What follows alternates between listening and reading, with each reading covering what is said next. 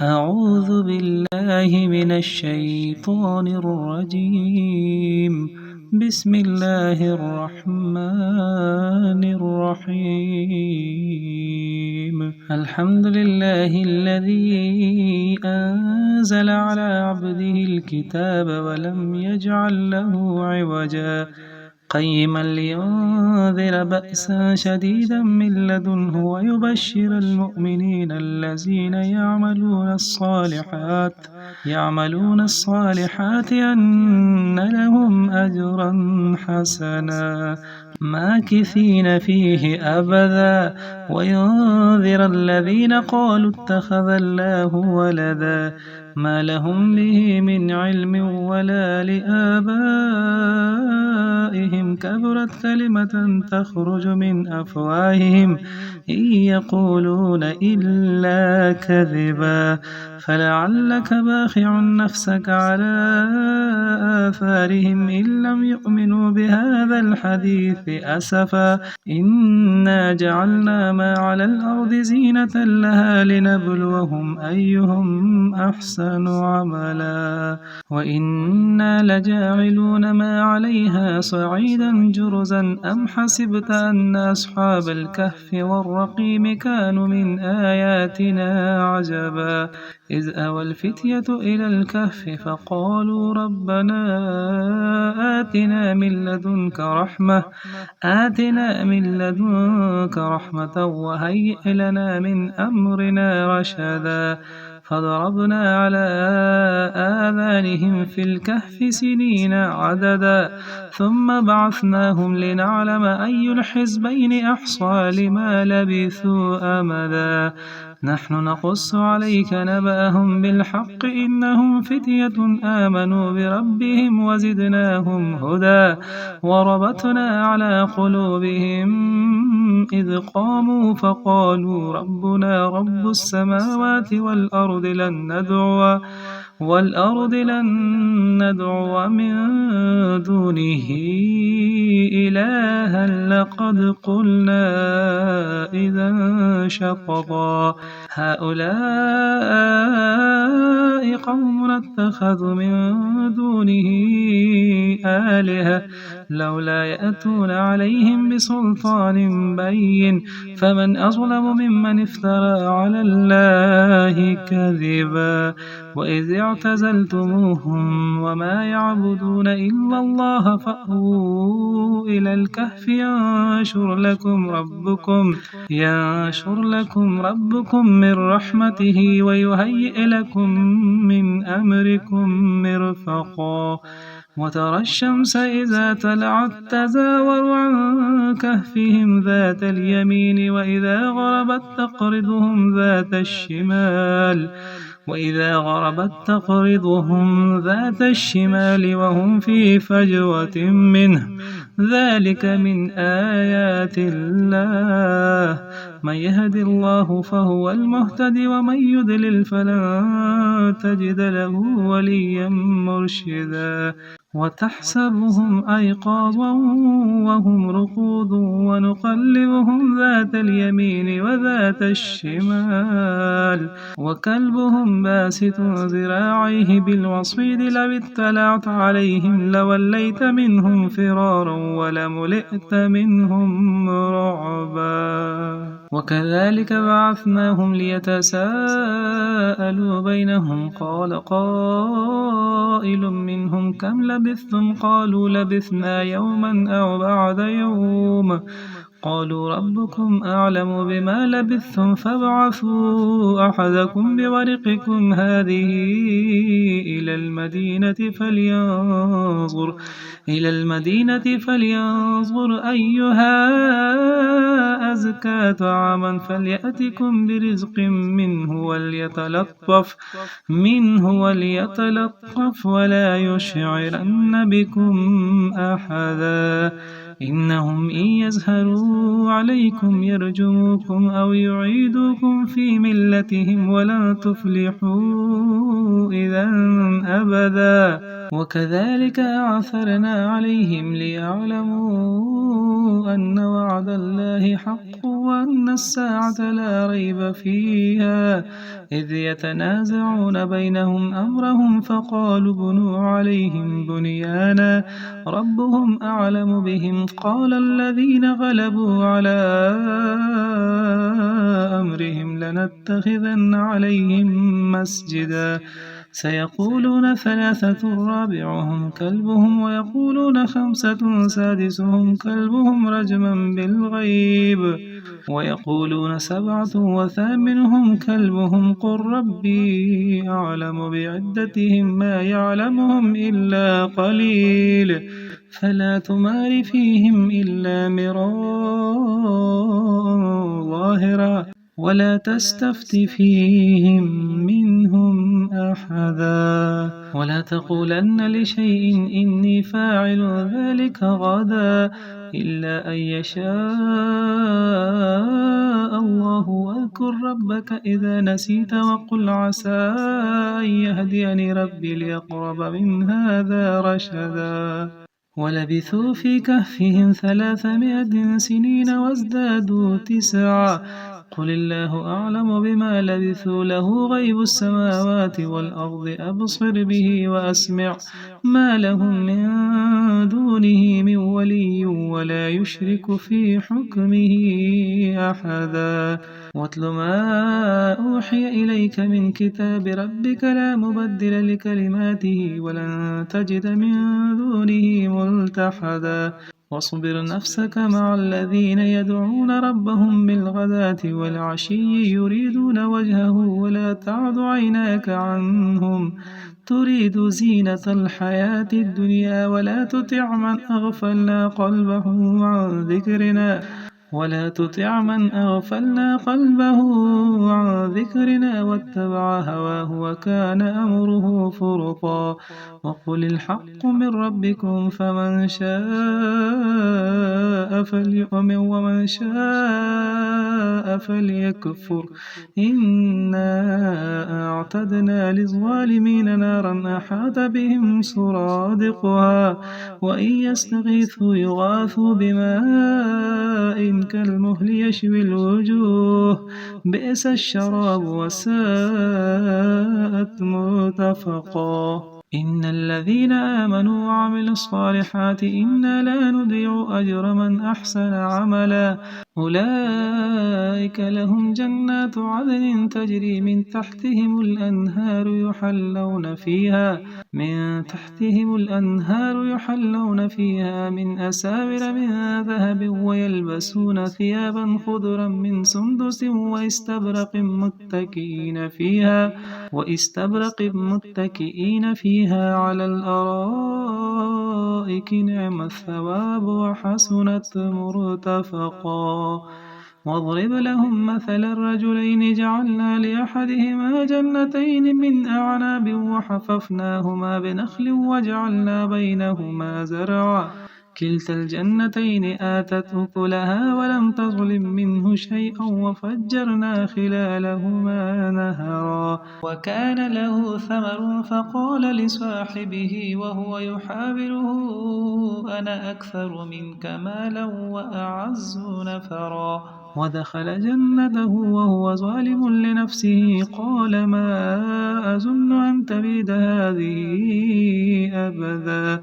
وما أظن الساعة قائمة ولئن رددت إلى ربي لأجدن خيرا منها منقلبا قال له صاحبه وهو يحاوره أكفرت بالذي خلقك من تراب ثم من نطفة ثم سواك رجلا لكن هو الله ربي ولا أشرك بربي أحدا ولولا إذ دخلت جنتك قلت ما شاء الله لا قوة إلا بالله إن ترني أنا أقل منك مالا وولدا فعسى ربي أن يؤتيني خيرا من جنتك ويرسل عليها حسبانا من السماء فتصبح صعيدا زلقا أو يصبح ماؤها غورا فلن تستطيع له طلبا وأحيط بثمره فأصبح يقلب كفيه على ما أنفق فيها وهي خاوية على عروشها ويقول يا ليتني لم أشرك بربي أحدا ولم تكن له فئة ينصرونه من دون الله وما كان منتصرا هنالك الولاية لله الحق هو خير ثوابا وخير عقبا واضرب لهم مثل الحياة الدنيا كماء إن أنزلناه من السماء فاختلط به نبات الأرض فأصبح هشيما تذروه الرياح وكان الله على كل شيء مقتدرا المال والبنون زينة الحياة الدنيا والباقيات الصالحات خير عند ربك ثوابا وخير أملا ويوم نسير الجبال وترى الأرض بارزة وحشرناهم فلم نغادر منهم أحدا وعرضوا على ربك صفا لقد جئتمونا كما خلقناكم أول مرة بل زعمتم أن لن نجعل لكم موعدا ووضع الكتاب فترى المجرمين مشفقين مما فيه ويقولون يا ويلتنا ما لهذا الكتاب لا يغادر صغيرة ولا كبيرة إلا أحصاها ووجدوا ما عملوا حاضرا ولا يظلم ربك أحدا وإذ قلنا للملائكة اسجدوا لآدم فسجدوا إلا إبليس كان من الجن ففسق عن أمر ربه أفتتخذونه وذريته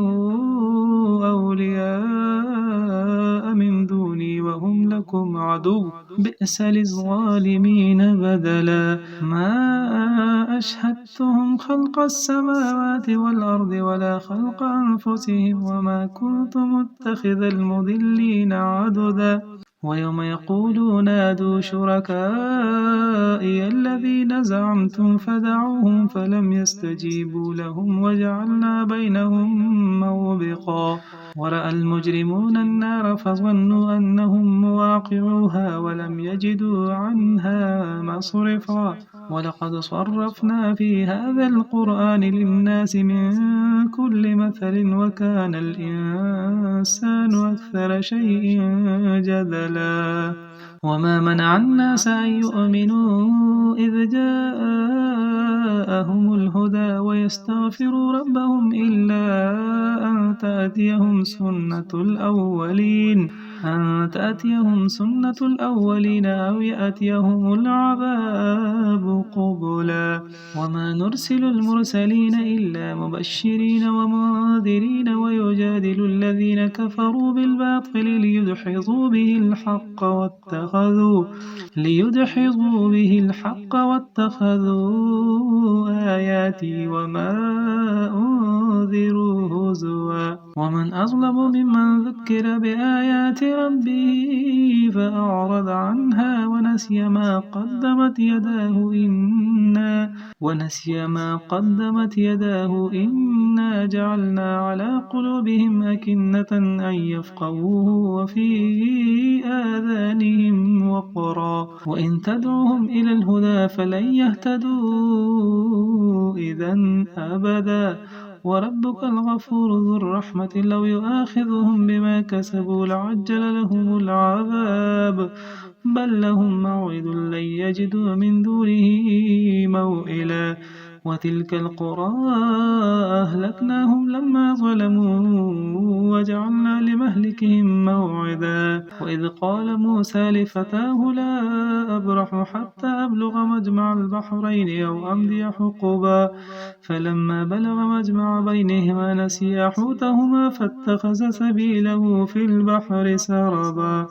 فلما جاوز قال لفتاه آتنا غداءنا لقد لقينا من سفرنا هذا نصبا قال أرأيت إذا أوينا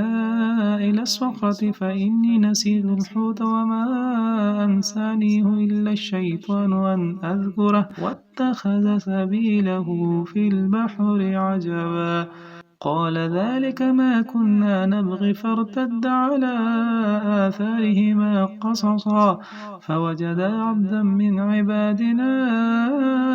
آتيناه رحمة من عندنا وعلمناه من لدنا علما قال له موسى هل أتبعك على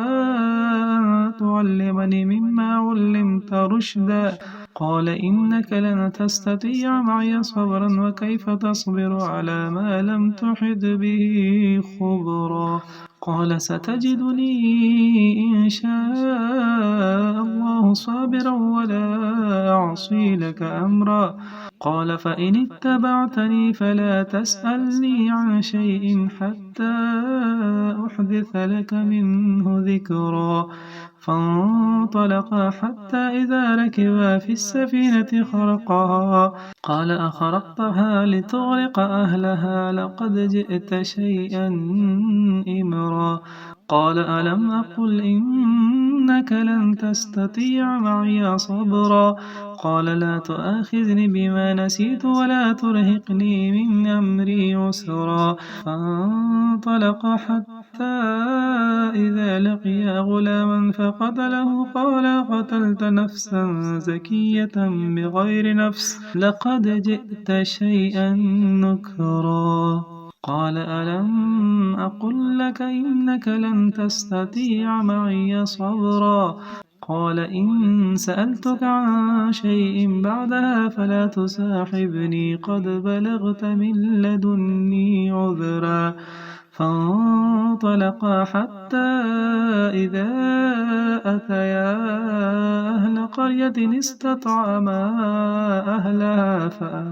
فأبوا أن يضيفوهما فوجدا فيها جدارا يريد أن ينقض فأقامه قال لو شئت لاتخذت عليه أجرا قال هذا فراق بيني وبينك سأنبئك بتأويل ما لم تستطع عليه صبرا أما السفينة فكانت لمساكين يعملون في البحر فأردت أن أعيبها وكان وراءهم ملك يأخذ كل سفينة غصبا وأما الغلام فكان أبواه مؤمنين فخشينا أن يرهقهما طغيانا وكفرا فأردنا أن يبدلهما ربهما خيرا منه زكاة وأقرب رحما وأما الجدار فكان لغلامين يتيمين في المدينة وكان تحته كنز لهما وكان أبوهما صالحا فأراد ربك أن يبلغا أشدهما ويستخرجا كنزهما رحمة من ربك وما فعلته عن أمري ذلك تأويل ما لم تسطع عليه صبرا ويسألونك عن ذي القرنين قل سأتلو عليكم منه ذكرا إنا مكنا له في الأرض وآتيناه من كل شيء سببا فأتبع سببا حتى إذا بلغ مغرب الشمس وجدها تغرب في عين حمئة ووجد عندها قوما قلنا يا ذا القرنين إما أن تعذب وإما أن تتخذ فيهم حسنا قال أما من ظلم فسوف نعذبه ثم يرد إلى ربه فيعذبه عذابا نكرا وأما من آمن وعمل صالحا فله جزاء الحسنى وسنقول له من أمرنا يسرا ثم أتبع سببا حتى إذا بلغ مطلع الشمس وجدها تطلع على قوم لم نجعل لهم من دونها سترا كذلك وقد أحطنا بما لديه خبرا ثم أتبع سببا حتى إذا بلغ بين السدين وجد من دونهما قوما لا يكادون يفقهون قولا قالوا يا ذا القرنين إن يأجوج ومأجوج مفسدون في الأرض فهل نجعل لك خرجا على أن تجعل بيننا وبينهم سدا قال ما مكني فيه ربي خير فأعينوني بقوة أجعل بينكم وبينهم ردما آتوني زبر الحديد حتى إذا ساوى بين الصدفين قال انفخوا حتى إذا جعله نارا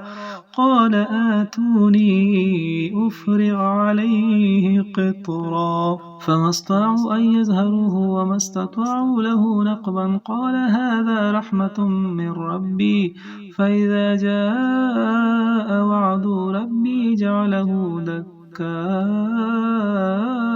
وكان وعد ربي حقا وتركنا بعضهم يومئذ يموج في بعض ونفخ في الصور فجمعناهم جمعا وعرضنا جهنم يومئذ للكافرين عرضا الذين كانت أعينهم في غطاء عن ذكري وكانوا لا يستطيعون سمعا أفحسب الذين كفروا أن يتخذوا عبادي من دوني أولياء إنا أعتدنا جهنم للكافرين نزلا قل هل ننبئكم بالأخسرين أعمالا الذين ضل سعيهم في الحياة الدنيا وهم يحسبون أنهم يحسنون صنعا أولئك الذين كفروا بآيات ربهم ولقائه فحبطت أعمالهم فلا نقيم لهم يوم القيامة وزنا ذلك جزاؤهم جهنم بما كفروا واتخذوا آياتي ورسلي هزوا إن الذين آمنوا وعملوا الصالحات كانت لهم جنات الفردوس نزلا خالدين فيها لا يبغون عنها حولا قل لو كان البحر مدادا لكلمات ربي لنفد البحر قبل أن تنفد كلمات ربي ولو جئنا بمثله مددا قل إنما أنا بشر مثلكم يوحى إلي أنما إلهكم إله واحد فمن كان يرجو لقاء ربه فليعمل عملا صالحا ولا يشرك بعبادة ربه أحدا صدق الله العظيم.